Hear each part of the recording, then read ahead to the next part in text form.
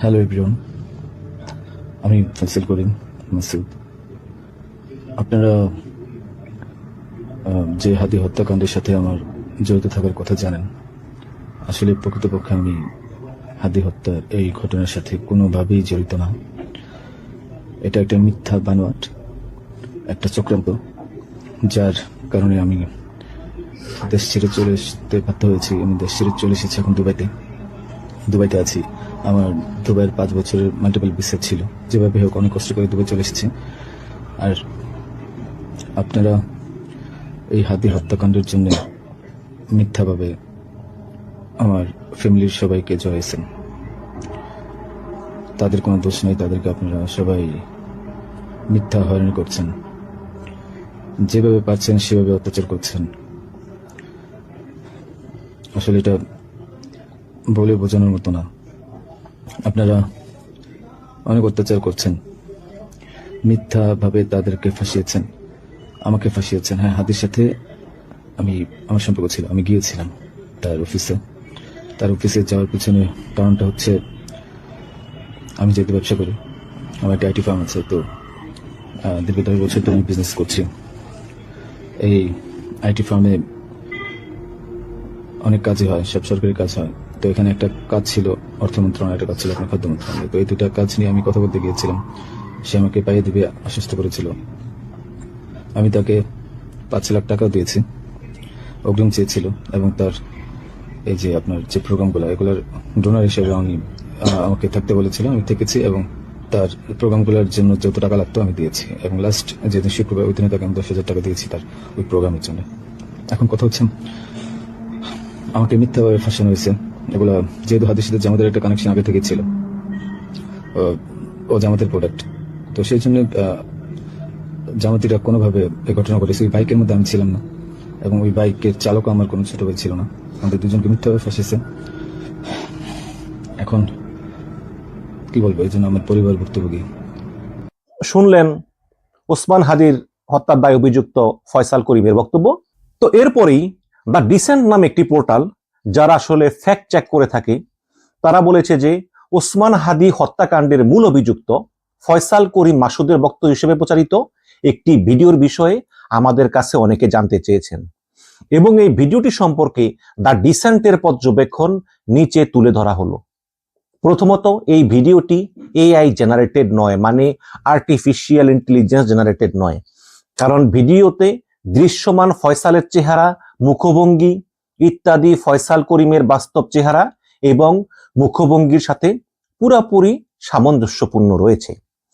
এবং ভিডিওর background noise যাচাই করে নিশ্চিত হওয়া গিয়েছে যে এই ভিডিওটি এআই জেনারেটেড নয়। অন্তত 4টা নির্ভরযোগ্য এআই যাচাই টুলে পরীক্ষা করার পর প্রতিটি টুলই ভিডিওটি এআই জেনারেটেড না বলে সিদ্ধান্ত দিয়েছে। এবং ভিডিওর একাধিক ফ্রেমে দেখা যায় যে ফয়সাল নির্দিষ্ট একটি মুখভঙ্গি করার সময় তার থুতনিতে থাকা দাড়ি অদৃশ্য হয়ে যাচ্ছে। এটা একটা প্রশ্ন। এখন দ্য ডিসেন্ট এর বিশ্লেষণ বলতেছে যে এটি মূলত ভিডিও রেকর্ড করার সময় ফিল্টার, এসব ফিল্টার অনেক সময় কিন্তু এআই প্রযুক্তি ব্যবহার করা হয়ে থাকে। তো এই ফিল্টারটা অন ছিল এবং এই অন থাকার প্রভাবই এটা হয়েছে। এবং এই দাড়ি অদৃশ্য হয়ে যাওয়া দৃশ্য এটা প্রমাণ করে না যে পুরো ভিডিওটি একটি এআই দ্বারা তৈরি কন্টেন্ট। এবং দ্বিতীয়ত, ভিডিওতে ফয়সাল দাবি করতেছেন যে তিনি বর্তমানে দুবাইতে আছেন। আসলে তিনি দুবাইতে আছেন কিনা তা শুধু এই ভিডিওর মাধ্যমে যাচাই করা সম্ভব নয়। এবং ফয়সাল নিজেও তার মুখের বক্তব্য ছাড়া দুবাইতে অবস্থানের কোনো প্রমাণ হাজির করেনি। তবে আমরা সোশ্যাল মিডিয়াতে দেখেছি যে ফয়সালের দুবাইয়ের যে একটা ভিসা, ওখানে এটা শো করেছে। আমি জানি না এটা আসলে সত্য কি মিথ্যা। তৃতীয়ত, ফয়সাল ভিডিওতে অন্তত একটি মিথ্যা তথ্য দিয়েছেন।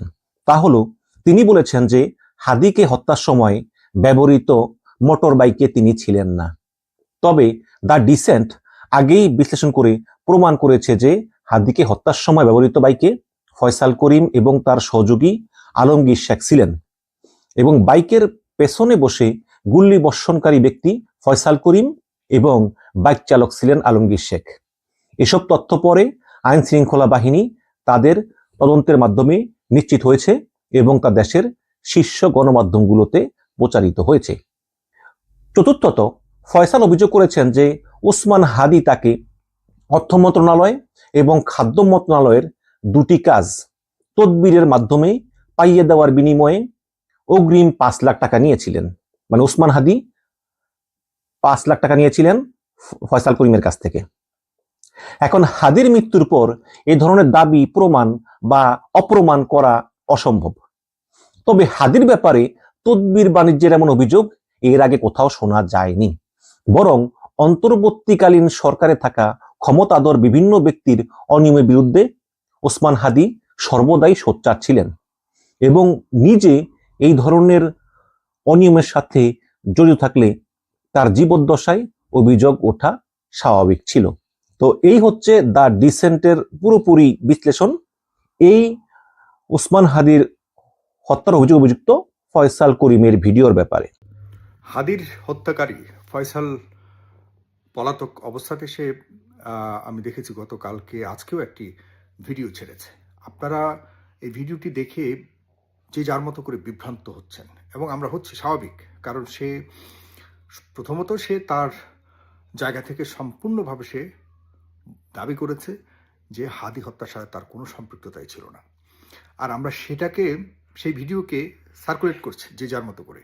নতুন করে আমরা প্রশ্ন তুলছি যে তাহলে তাই সে যদি খুন না করে, এই খুন তাহলে কে করেছে, তাকে কেন টার্গেট করা হচ্ছে, তাই সে না করলে কি অন্য কোনো গভীর ষড়যন্ত্র রয়েছে কিনা, এগুলি নতুন করে ভাবনা আমাদের মধ্যে আসতেই পারে।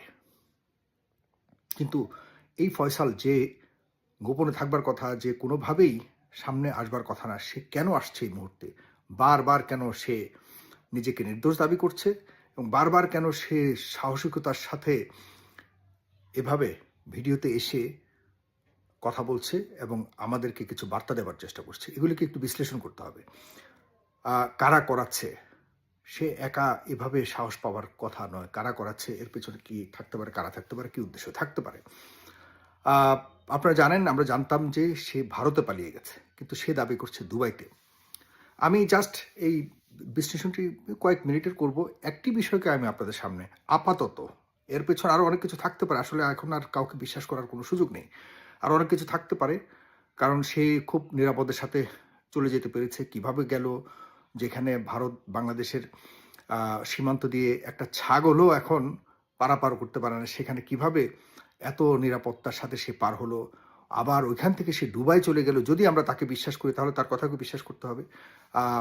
তার কথা বিশ্বাস করলে সে ইন্ডিয়া থেকে কিভাবে দুবাই গেল, তাকে সহযোগিতা কে করেছে, কিভাবে করেছে, এই বিষয়গুলি সামনে চলে আসে। আপাতত আমি একটি বিষয়ে দ্বিমত করছি, এটি হলো যে সে এই হত্যাকাণ্ডের সাথে কোনোভাবেই সম্পৃক্ততা নাই তার, এটি আমি বিশ্বাস করি না। তবু অন দ্য আদার হ্যান্ড আমি বলে রাখছি, আমার এই বিশ্বাসই যে চূড়ান্ত তা নয়, আর অনেক কিছু এর পেছনে ঘটতে থাকতে পারে। হয়তো অন্য কিছু হয়েছে কিন্তু তাকে ফাঁসানো হয়েছে, অথবা তাকে সেই সহকারে পুরো পরিকল্পনা করা হয়েছে, যেটি আমরা এখন সাদা চোখে দেখতে পাচ্ছি। আমার বিশ্লেষণটা এই, সে হত্যাকাণ্ডটির যদি সে হত্যাকাণ্ডের সাথে জড়িত নাই থাকে, আপনাদেরকে একটি বিষয় একটু জাস্ট রিকল করতে হবে। হত্যাকাণ্ডের 24 ঘন্টার মধ্যে কিন্তু ফয়সাল ভারতে পালিয়ে গেছে। আচ্ছা, ফয়সাল যদি সম্পৃক্ত না হয় তাহলে 24 ঘন্টার মধ্যে সে কেন ভারত পালিয়ে গেল, তাকে কেন বাংলাদেশে পাওয়া যায়নি, সে কেন পালিয়ে গেছে তার বাসা থেকে, সে কেন আত্মগোপনে ছিল, সবকিছু মিলিয়ে, মানে ধরুন অনেকে মনে করছেন ভারতে যায়নি, সে কেন আত্মগোপনে ছিল, তাকে কেন বাসায় পাওয়া যায়নি। গোয়েন্দারা 48 ঘন্টা পর, প্রায় না 24 ঘন্টা পরই, 24 ঘন্টা পর গোয়েন্দারা অনেক কষ্ট করার পর সিসি ক্যামেরা যাচাই বাছাই বিশ্লেষণ করে এরপরে আমার গোয়েন্দা বা পুলিশ ডিপার্টমেন্ট দেখেছে যে এই ছেলেটা মানে হলো ফয়সাল এই হত্যাকাণ্ডের সাথে জড়িত বা সে নিজে হত্যা করেছে। এর আগে ফয়সাল কেন তাহলে পালিয়ে গেল? ফয়সাল যে এখন বলে সে সম্পৃক্ত না, কিভাবে সে সম্পৃক্ত না? সে জড়িত না থাকলে তাকে পালিয়ে যেতে কে বলেছে? সে কেন পালিয়েছে? সে তো পালিয়ে গেছে 24 ঘন্টার ভিতরেই। খুন করার কিছুক্ষণের মধ্যেই সে চলে গেছে, ওই রাতেই সে চলে গেছে, যতটুকু খবর এসছে সে ওই রাতে বাংলাদেশ সীমান্তের ওদিকে চলে গেছে, এরপরে ভোর রাতে সে বাংলাদেশ ছেড়ে ওপারে চলে গেছে। তো মানুষকে বিভ্রান্ত করা হচ্ছে, মানুষ বিভ্রান্ত হবেন না। আমরা এখনও চূড়ান্ত পর্যায়ে যেতে পারিনি। হাদি হত্যার বিচার অবশ্যই করতে হবে এবং ফয়সালের মা বাবাকে সঠিকভাবেই গ্রেপ্তার করা হয়েছে, কারণ তাদের বাসাতে তো অলরেডি। আরেকটা জিনিস আপনাদেরকে মনে করিয়ে দিই, ডিবির চিফ সহকারে পুলিশের অতিরিক্ত কমিশনার গত 3 দিন আগে তারা বলেছে তারা অনেক কিছু উদ্ধার করেছে, ফয়সাল করিম চলে গেছে ভারতে, সবকিছু তারা স্বীকার করেছে এবং ফয়সাল করিমই হত্যা করেছে, সবকিছু বলেছে। আচ্ছা, ওখানে ফয়সাল করিমের বাসায় যে চেকগুলি পাওয়া গেল 200 কোটি টাকার উপরে, এই চেকগুলি কাদের এই কথা কিন্তু উল্লেখ করা হয়নি। এই চেকগুলি কে দিয়েছে? চেক কি এমনি এমনি আসে? যদি ক্লোজড অ্যাকাউন্ট হয় তবুও তো চেক কার এটা তো জানার কথা, ব্যাংকের চেক কার এটা তো জানবার কথা। কারা চেক দিয়েছে তাদের নাম কিন্তু উল্লেখ করা হয়নি। কেন উল্লেখ করা হয়নি এটা কিন্তু জবাব দেওয়া হয়নি। আর সেখানকার সাংবাদিকরা এই প্রশ্ন করেনি, এটা খুবই একটা স্বাভাবিক প্রশ্ন ছিল, কোনো সাংবাদিক প্রশ্ন করেনি। চেকের কথা আপনি বললেন, কোটি টাকার কথা আপনি বললেন, তাহলে চেকগুলি কার এটিকে এখনো জানানো হয়নি। সুতরাং অনেক কিছুই এখানে বিশ্লেষণ করবার রয়েছে। প্রিয় বন্ধুরা, আপনারা থাকুন, পাশে থাকুন। আশা করি আমরা আরও খুব দ্রুত সময়ের মধ্যে আরও অন্যান্য যদি কোনো ষড়যন্ত্র থাকে সেগুলিকে আমরা বের করে আনার চেষ্টা করবো এবং হাদির হত্যার বিচার অবশ্যই করতে হবে, না হলে বাংলাদেশ ঠকে যাবে। বাংলাদেশের এরকম বহু হাদি বারবার জীবন দিতে থাকবে, কখনোই সার্বভৌমত্ব রক্ষা করা হবে না। সুতরাং সমালোচনার ঊর্ধ্বে থেকে হাদি হত্যার বিচার থেকে, বিচারের দাবি থেকে এবং এর বাস্তবায়ন থেকে আমরা কেউই পিছপা হব না। এটাই হলো আমাদের শেষ অবস্থান। এতে কোনো ধরনের কম্প্রোমাইজ চলবে না। সালাম।